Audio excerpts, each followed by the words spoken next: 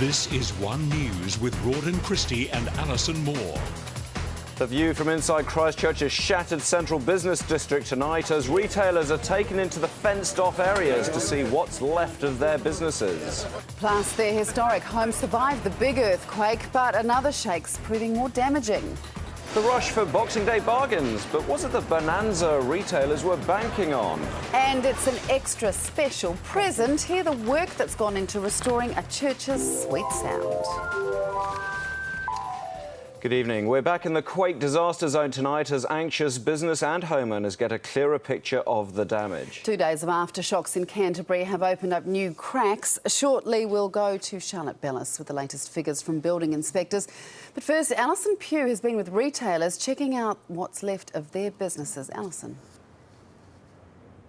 Ellie, here in Christchurch's Strip, it's like any other summer's evening. The sun is shining, these restaurants are filling up with punters eating and drinking. But compare this scene to this one, Cashel Mall, what should be one of the city's busiest shopping areas. But tonight, there's a police presence here and the street remains deserted. It should be the busiest time of the retail year. Pretty crap timing.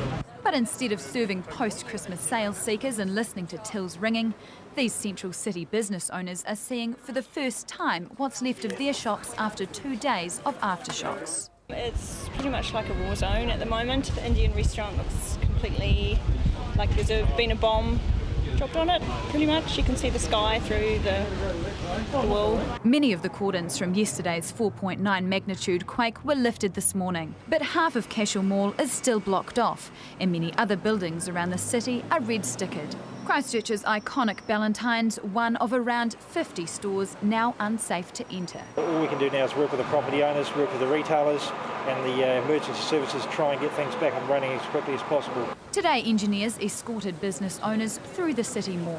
So this man's going to be an engineer, so I can take 4 of you in. Okay. Emotions high as they surveyed the damage. No, not good news. What's happened? What's it like? Well, the building next to me is looking pretty rough and possibly condemned, so we're not allowed back into my site, and I thought the site next door might be okay. It's always been my dream to do the shop, so it'll sort itself out, so hopefully. Oh, it's pretty badly knocked around, but the building next to us is our problem, so no, we can't keep going at the moment.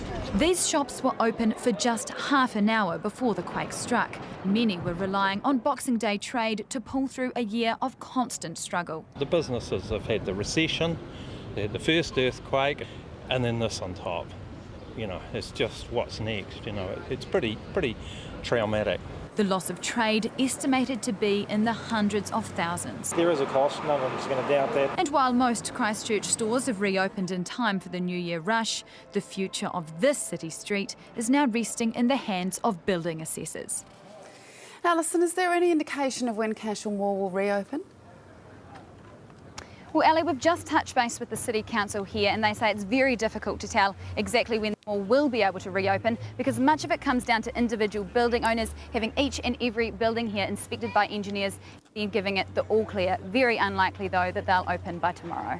Thanks, Alison. That's Alison Pugh in Christchurch.